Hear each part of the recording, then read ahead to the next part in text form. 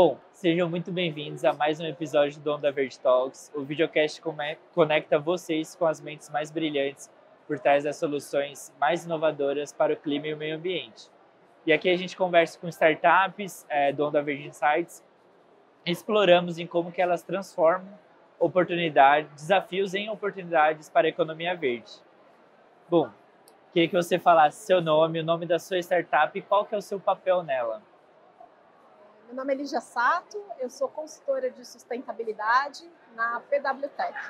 Legal. E assim, uma frase, qual que é o propósito da PWTech? O propósito da PWTech é transformar a água contaminada em água tratada em regiões remotas e comunidades vulneráveis, com uma tecnologia portátil e muito leve também. Ah, demais. E qual que é o problema ambiental ou social, pode ser ou social, que a sua startup, que a PWTech, ela busca resolver? A gente entende que o problema que a gente tenta solucionar, ele não é somente ambiental, mas ele é também social, que é a questão da falta de acesso à água tratada. Esse problema afeta aqui no Brasil 32 milhões de pessoas, e se a gente for considerar o contexto mundial, são 2 bilhões de pessoas. Então, assim, é muita gente. E o que a gente reforça muito também, que quando a gente fala de água, a gente está falando só da ODS 6. A gente está falando de impacto em diversas outras ODSs, né? Então, a gente está falando da questão da saúde, da educação, da igualdade de gênero, resiliência climática, questão econômica também. Então, por isso que a gente fala que, por mais que seja uma questão conectada à água, ela tem também esse fundo social. Entendi. Não, ótimo isso. E assim, queria saber se você vê outras soluções que estão atuando nessa dinâmica semelhante a vocês e qual é o principal diferencial da PWTech nesse mercado? A gente entende que o problema é muito grande, Sim. né? Quando o problema é muito complexo e grande, existem diversas tentativas de solucionar esse problema.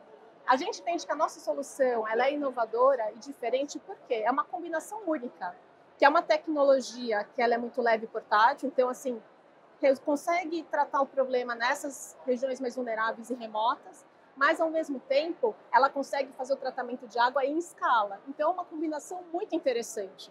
E além disso, a gente desenvolveu um processo de tratamento em que a água ela sai potável respeitando a portaria 888 do Ministério da Saúde. Então assim, é realmente uma água potável e segura para consumo. Legal, demais isso, muito importante. E aí eu queria saber qual que é essa tecnologia verde ou modelo de negócio que é inovador no projeto da PWTech. O grande insight, né, que a partir daí nasceu a PWTech, foi usar as membranas que fazem todo o tratamento da hemodiálise para o tratamento de água. Né? Por conta disso, a gente conseguiu essa portabilidade. Então, como é que funciona? A gente tem múltiplas barreiras, além dessas membranas, a gente tem um filtro de purificação específica e mais também a parte de cloração. E aquele que eu disse que é o nosso diferencial também, a questão da escala. A gente consegue oferecer o tratamento de água por dia de 5 mil litros a 10 mil litros. Né? Então, realmente, é um equipamento inovador. E, além disso, tem a questão que a gente consegue usar diferentes fontes de água.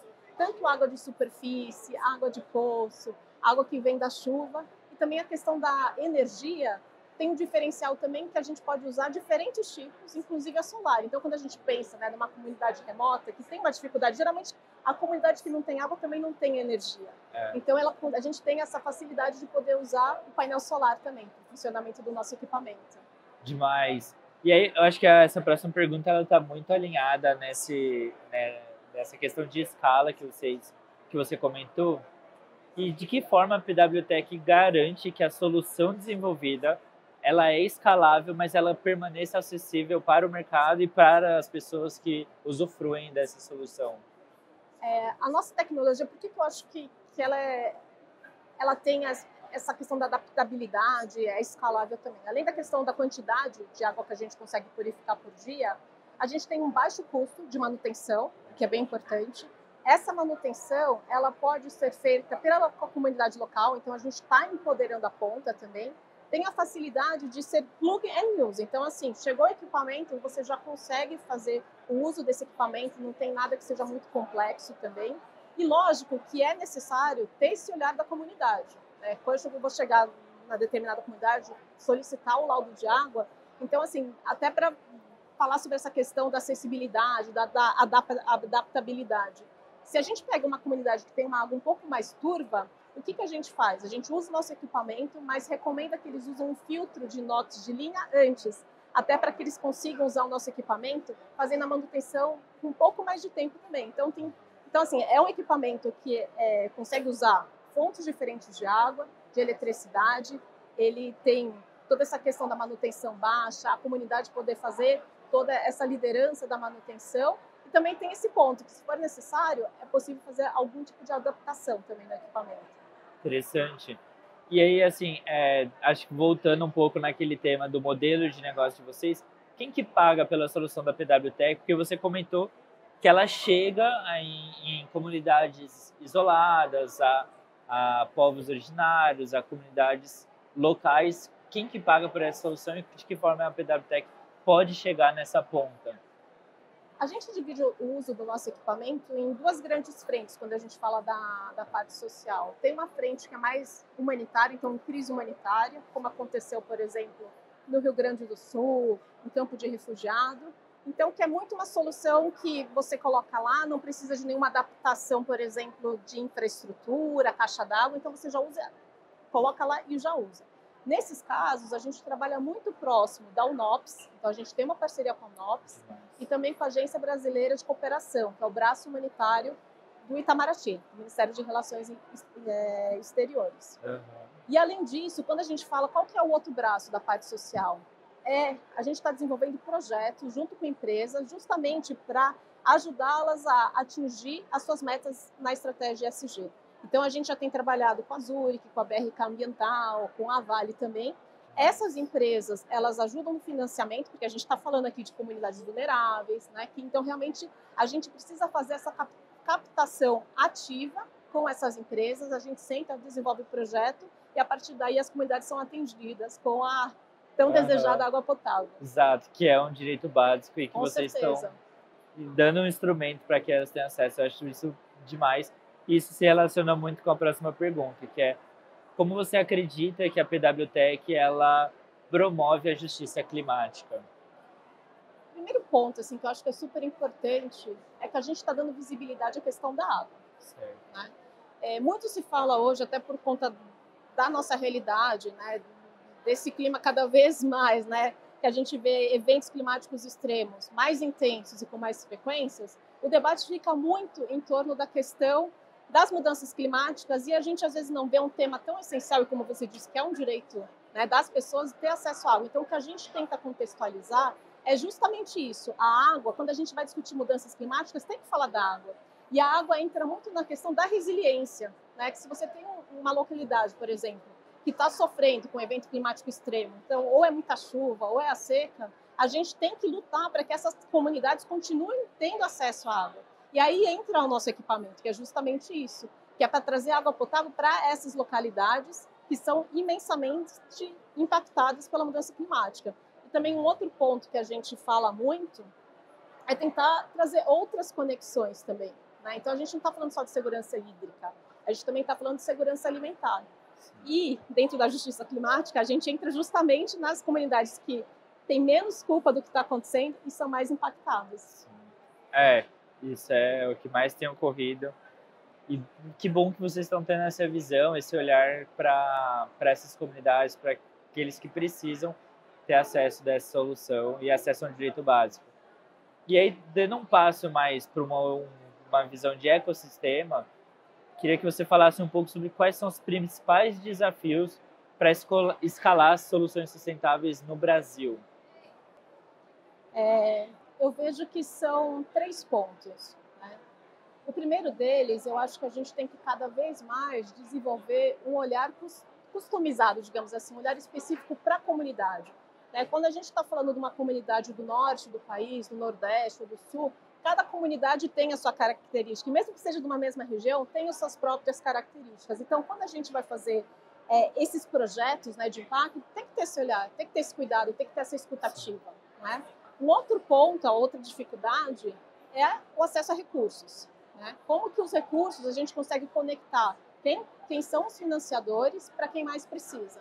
Então, essa questão do recurso tem que ter uma busca ativa de quem tem o poder da fala, né, quem tem os projetos, as tecnologias, tem que ajudar nessa conexão entre quem precisa e quem tem os recursos e quer ajudar, os financiadores. E, por fim, um ponto que eu acho que é muito importante, cada vez mais a gente está trabalhando com isso também, muitas vezes a gente tem o olhar mais focado no projeto em meio ambiente, ou o olhar mais focado na tecnologia. E a gente tem que fazer essa mudança para que esse olhar passe o meio ambiente, passe a tecnologia, tenha um olhar muito no social.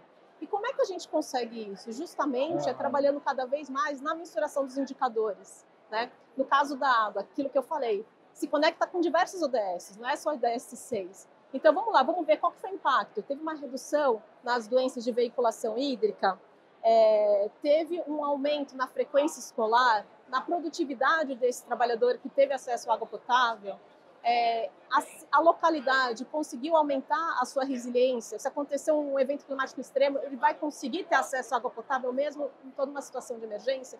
Então, são esses 3 pontos que eu entendo que a gente precisa olhar com mais cuidado quando a gente fala desse ecossistema. Legal, e acho que isso tem aparecido nas conversas e eu acho que um ponto muito importante, você falou desses 3 pilares que são importantes, né? A conectividade, a conexão da fonte dos recursos financeiros com a ponta, com quem está aplicando essas soluções e o final, a parte das métricas e do impacto real que é gerado.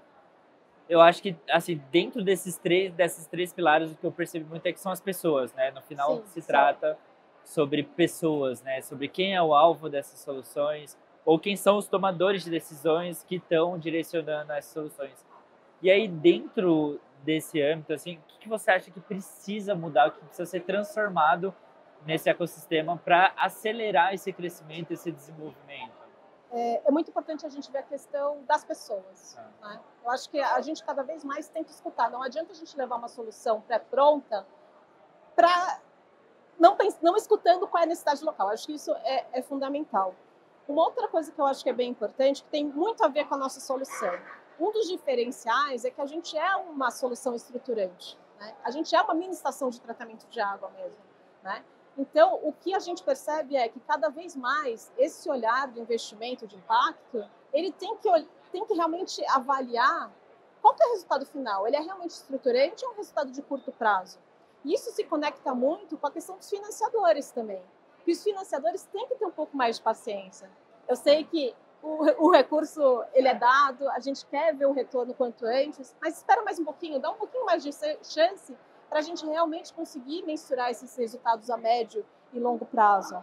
E um outro ponto também que eu acho que é bem importante é que a gente tem que ter essa visão de que as mudanças climáticas, como eu comentei, cada vez vão se agravar mais, já estão se agravando, e a gente precisa se programar, ter antecedência. Eu sei que muitas vezes a gente tem essa dificuldade, né, de agir com antecedência, espera acontecer, isso aqui tem que se organizar, tem que organizar toda a cadeia de apoio, por exemplo, para que quando aconteça, já está tudo organizado. Né? Então, assim, a rapidez, a velocidade com que a gente consegue disponibilizar a solução para uma comunidade impactada faz toda a diferença.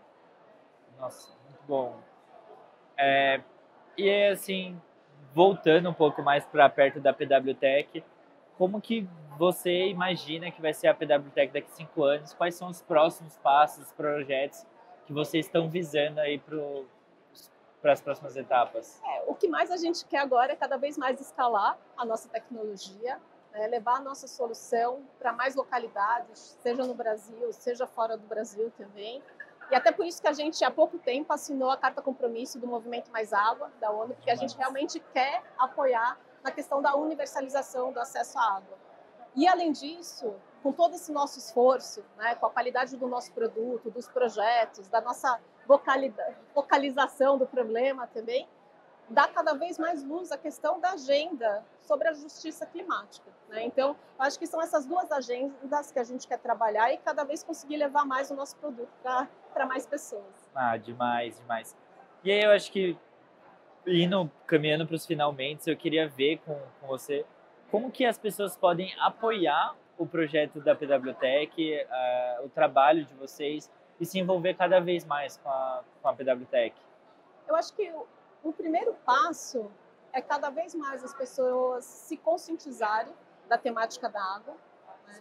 Porque para a gente que tem acesso, a gente abre a torneira e a água vem, a gente não imagina o que é não ter água para nada. Então, acho que esse é o primeiro passo. É se conscientizar de quem não tem água e também do uso consciente, né? Para quem tem, usar conscientemente.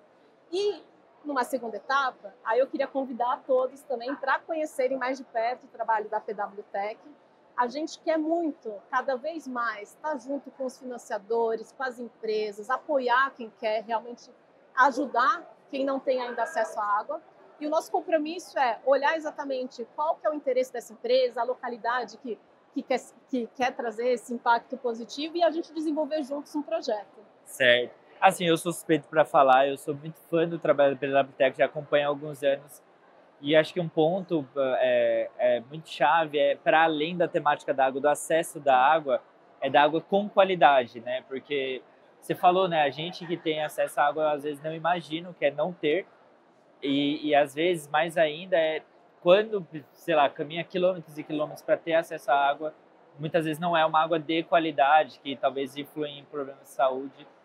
E reforçando um pouco o recado que você deixou, como que as pessoas podem se engajar ainda mais nessa temática da água ou podem contribuir para essa pauta que é tão importante? Desculpa, eu fugi um pouco aqui.